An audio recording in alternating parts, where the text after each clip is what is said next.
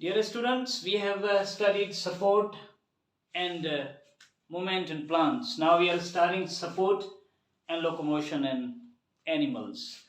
जैसा कि आप जानते हैं कि एनिमल की बॉडी कॉम्प्लेक्स होती है, उनका लाइफ स्टाइल कॉम्प्लेक्स होता है, उनकी इन्वायरमेंट वेरी डिफरेंट होती रहती हैं, उन्हें अपने फंक्शंस परफॉर्म करने के लिए किसी ज़्यादा एडवांस स्ट्रक्चर की ज़रूरत है ताकि उन्हें प्रोटेक्शन मिल सके, सपोर्ट मिल सके, वो मूव कर सकें, लोकोमोट कर सकें और अपने बॉडी फंक्शंस परफॉर्म कर सकें।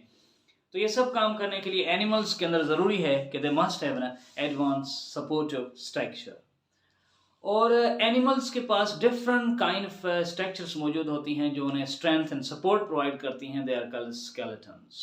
एनिमल्स के अंदर डिफरेंट फॉर्म्स ऑफ स्केलेटन्स मौजूद होते हैं। They have exoskeleton, they have hydrostatic skeleton, they have endoskeleton, and these different kinds of skeletons are providing them shape, they are providing them framework, they are providing them strength and power to perform their functions to locomote and etc. तो animal की body के अंदर ये जो skeleton है ये different structures का बना हुआ होता है। Skeleton is made up of bones, cartilage and etc. और उस स्केलेटन के अंदर न सिर्फ बोन्स एंड कार्टिलेज पर उनके साथ साथ उन बोन्स को ज्वाइंट करने में और एक पूरी स्ट्रक्चर और फ्रेमवर्क बनाने में मसल्स जो आल्सो प्ले इम्पॉर्टेंट रोल है। तो muscular system and skeletal systems मिलकर एनिमल्स की बॉडी के अंदर एक ऐसा निज़ाम बनाते हैं, एक ऐसे स्ट्रक्चर बनाते हैं जो उनकी बॉडी को सपोर्ट प्रोवाइड करती है। तो in order to study support in animals as it is provided by different forms of skeletons, I'm going to deal with the different kinds of skeleton one by one. आज हम पढ़ने जा रहे हैं kind of skeleton called exoskeleton, और इस तरह से हम हर skeleton को अलग करके पढ़ते हैं। तो exoskeleton क्या होता है, इनके characteristics को explain किया है और इनके किन organisms के अंदर ये मौजूद होता है उन्हें हम explain करते हैं। तो exoskeleton outermost non-living dead kind of layer होता है जो आर्थ्रोपोड्स के अंदर, मोलस्कन्स के अंदर मौजूद होता है। एक्सोस्केलेटन को, इस डेड नॉन लिविंग लेयर को सीक्रेट कौन करता है? It is secreted by ectoderm. The outer most layer of the body is called ectodermal layer है, और ectodermal layer keeps secreting different form of substances, sometime cuticle, sometimes chitins, and a different kind of secretions that play significant role in getting deposited on outer side to make a layer. That layer is called exoskeleton. तो ये कौन secret कर रहा होता है? Endoderm.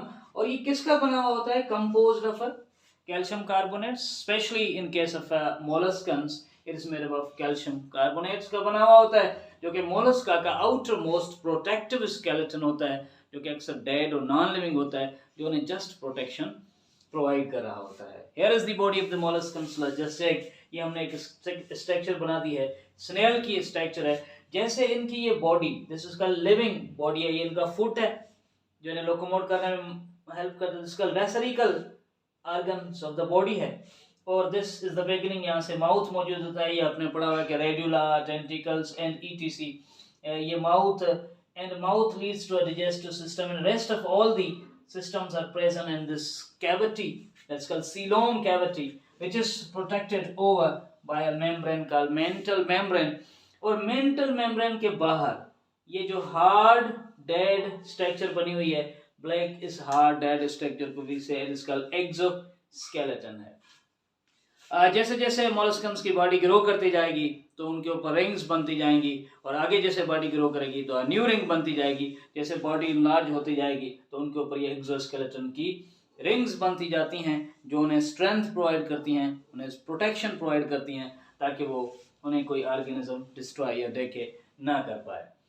तो मोलस्कन्स के पास kind of skeleton है, ये जो आउटर मोस्ट स्केलेटन है इसको हम कहते हैं दिस इसका ये कहलाएगा एक्सोस्केलेटन है। और फिर मोलस्कन्स में एक्सोस्केलेटन कार्बोनेटेड है जिसका काम प्रोटेक्शन करना होता है, और कपल्ड विद अनदर स्केलेटन है जिसको हम कहते हैं हाइड्रोस्टैटिक स्केलेटन है। इनके अंदर जो हाइड्रोस्टैटिक स्केलेटन एंड एक्सोस्केलेटन मिलकर मोलस्कन्स को हेल्प करते हैं इन प्रोटेक्शंस के अंदर, and specially hydrostatic skeleton provides support to this foot है जिनकी इंटरगोनेस्टिक कॉन्ट्रैक्शन से snails locomote very slowly from one place to another place. So जो इनका स्केलेटन है वो मोलस्कन्स का किसका बना होता है, कार्बोनेट्स का बना होता है, specially in case of arthropods. ये जो स्केलेटन है वो किसका बना होता है, exoskeleton is made up of chitin, cutin and it's made up of chitin है। और आर्थ्रोपोड्स के अंदर ये स्ट्रक्चर बना दी है। आर्थ्रोपोड्स का जो स्केलेटन है, एक्सोस्केलेटन, उस एक्सोस्केलेटन के layers, that exoskeleton is divided into layers का एपिक्यूटिकल लेयर है एंड इसका प्रोक्यूटिकल लेयर है। इनको अदरवाइज हम एक्सोक्यूटिकल लेयर भी कहते हैं एंड इसको दे आर कॉल्ड एंडोक्यूटिकल लेयर भी कहा जाता है।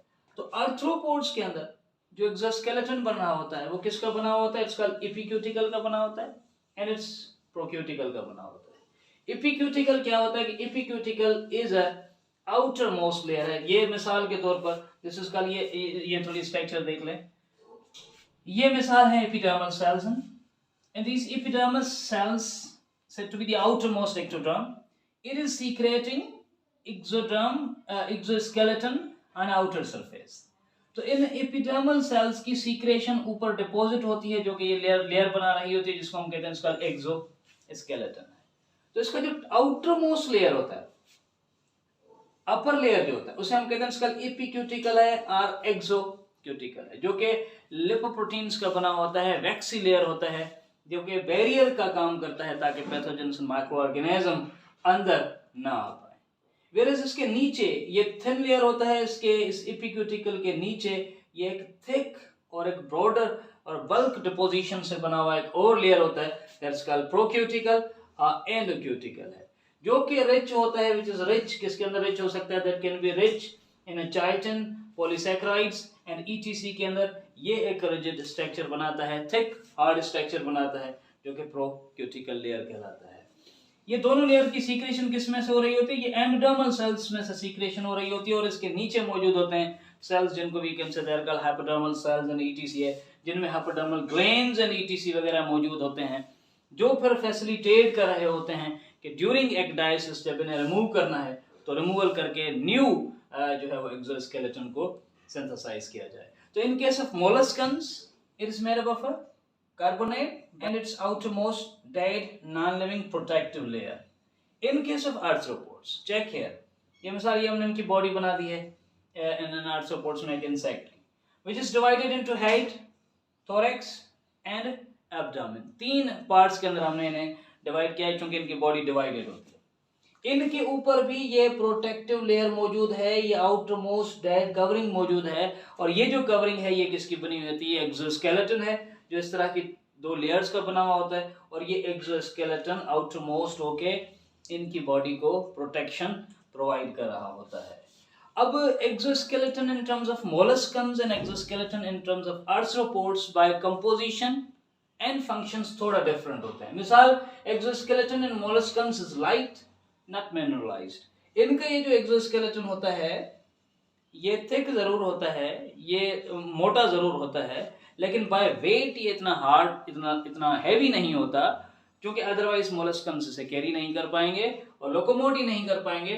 तो उनका जो वेट है वो कार्बोनेटेड जरूर होता है लेकिन उनमें कैल्शियम वगैरह की मिनरलाइजेशन नहीं होती, इस वजह से वो इतना ज्यादा कोई हार्ड या थिक लेयर नहीं होता, लाइट बाय वेट होता है।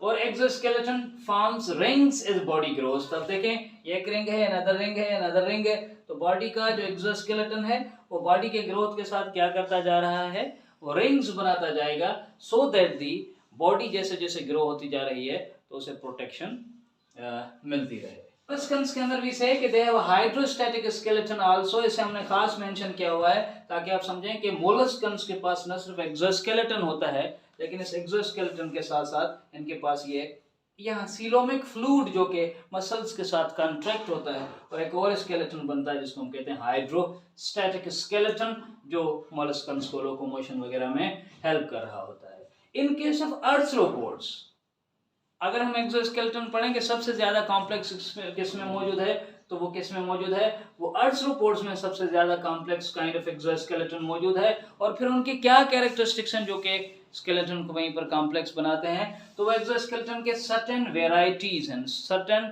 वेरिएशंस हैं, उसमें सर्टेन एडाप्टेशंस हैं। मिसाल कैसे, can arthropods exoskeleton has ridges and bars, जो एक्सोस्केलेटन है आर्थ्रोपोड्स का, उसमें सर्टेन बार्स बनती हैं, सर्टेन रिजेस बनती हैं, और उन बार्स और रिजेस की जगह पर मसल्स वगैरह की अटैचमेंट हो सकती है। और जब मसल्स की अटैचमेंट होती है तो this is another important adaptation of exoskeleton of arthropods that gives attachment to a muscles।